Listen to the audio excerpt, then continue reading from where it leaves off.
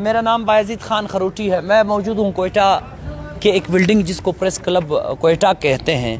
यहाँ पर कदीर खलील एक बच्चा है जिनका पंजगूर में अगवा के बाद कत्ल किया गया, उनकी लाश मिली। ये 3 अगस्त का वाक़या है। उसके बाद ये कहानी जो है वो सरखाने में पड़ गई है। कभी वो कहते हैं इन्होंने पकड़ना है, कभी वो कहते हैं इधर तक पहुंच गए हैं।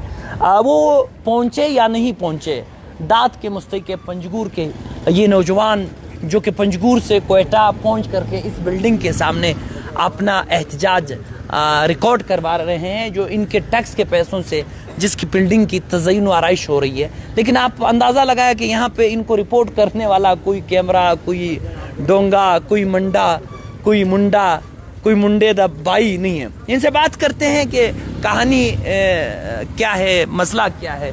जी अस्सलाम वालेकुम। वालेकुम सलाम।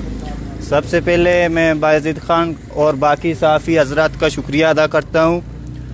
ये वाक़या 3 अगस्त सुबह के टाइम जब ये लड़का अपने हमसाए लड़कों के साथ अपने घर के सामने गेट के सामने खेलकूद में मसरूफ़ था, तो कुछ नामालूम अफराद जो मोटरसाइकिल पे सवार थे उसको पाउंड से घसीट कर मोटरसाइकिल चलाते हुए तशद्दुद करके उसको अगवा करके ले गए और कुछ ही देर बाद उसकी गले में रस्सी डाल के ज़ख्मी हालत में उसको फेंक दिया गया। बच्चा ज़ख्मों की ताब न लाते हुए इस दुनिया फ़ानी से रुखसत कर गए। ये पहला वाक़या नहीं है। मैं तख्त नशीनों से ये कहता हूँ, मैं कोयटा में मौजूद आला औकाम से ये कहता हूँ, ये पंजगूर में पहला वाक़या या कि पहला बच्चा नहीं है जो इस जुल्म और बर्बरियत का शिकार रहा हो।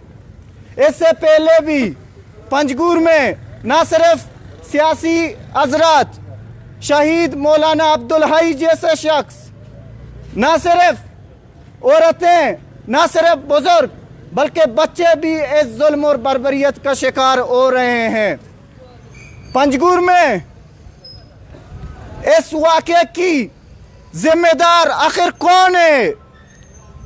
मैं इस वाक़े की जिम्मेदार पंजगूर डीपीओ को समझता हूँ।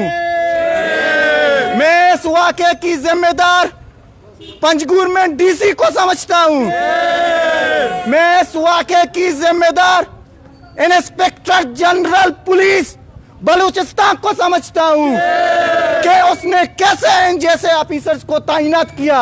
जब से ये ऑफिसर्स पंजगूर में तैनात हैं, 20 जैसे नामालूम लोगों के हाथों मासूम लोग शहीद हुए हैं और कितनों की तादाद में लोग अगवा हो चुके हैं। लोगों के माल, लोगों के जान तहफ़्फ़ुज़ के बिल्कुल उनके कान तरस रहे हैं ये सुनने के लिए कि उनके कातिल गिरफ्तार हो चुके हैं। मैं शेम कहता हूँ बलूचिस्तान के हुकूमत को कि हर वक्त ये कहते हैं हमें सुराख मिला है कातिलों का, हमें मालूमात कुछ ऐसे मिले कि हम उसको पकड़ सकें। हमारे कान तरस रहे हैं यह सुनने के लिए कि हमने कातिल को पकड़कर तख्तेदार तक पहुंचाया।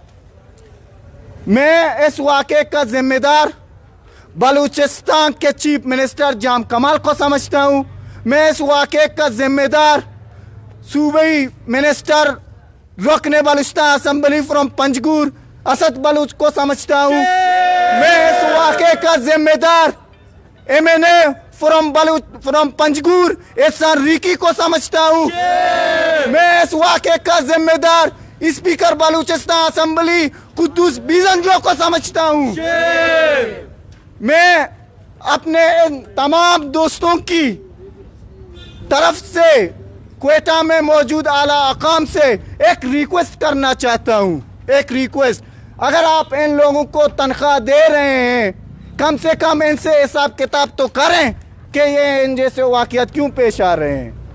اب ان کو حساب دینا پڑے گا، اب ان کو عوام کے سوال کا جواب دینا پڑے گا، ان کو عوام کے بیچ آنا پڑے گا۔ ہم شہید قدیر خلیل کے قاتلوں کی گرفتاری تک خاموش نہیں رہیں گے، ان کے قاتلوں کو گرفتار کر کے تخت دار تک عبرت کا نشان بنا کر ہم سب کی آنکھوں میں ٹھنڈک آپ لوگ بھر دیں۔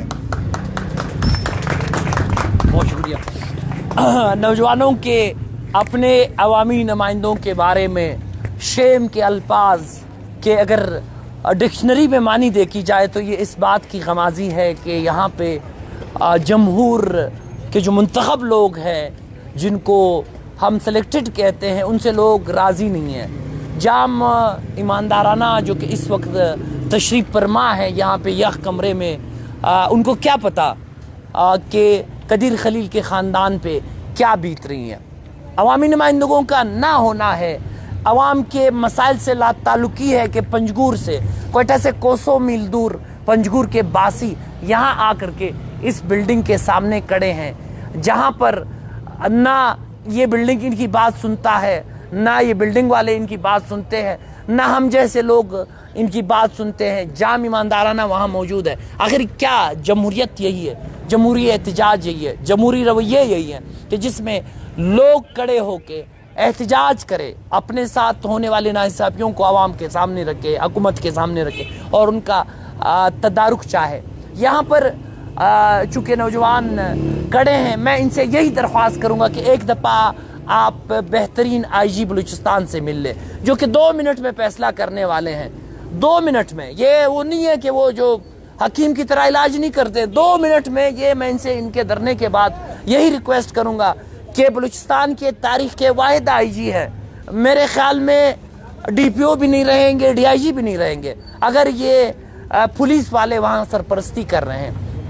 آپ سے درخواست ہے کہ اپنی ذمہ داریوں کا احساس لے، لوگوں کو خدا را یہ نوجوان آئے ہیں اسکول، سبق، مدرسہ سارا چھوڑ کر کے یہاں پہ گرم موسم میں کھڑے ہیں اور ایماندارانہ صاحب سے انصاف مانگ رہے ہیں۔ وہ اس صورت میں جب ایماندارانہ صاحب کے کل 12 وزیر پتہ نہیں کچھ ہمارے ہیلی کاپٹر میں بیٹھ کر کے وہ فاتح خوانی میں بارکان گئے ہیں، لیکن ان کی بات کون سنے گا؟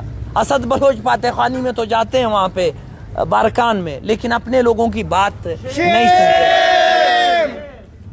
اللہ ہمیں ہمیشہ کی طرح میری دعا ہے وہ قیادت میسر کرے کہ جن کے پاس جو ان لوگوں میں سے ہو اور ان لوگوں کا کے مسائل کو وہ اپنا مسئلہ سمجھ کر حل کرنے کی جستجو کرتا ہو۔ بہت شکریہ۔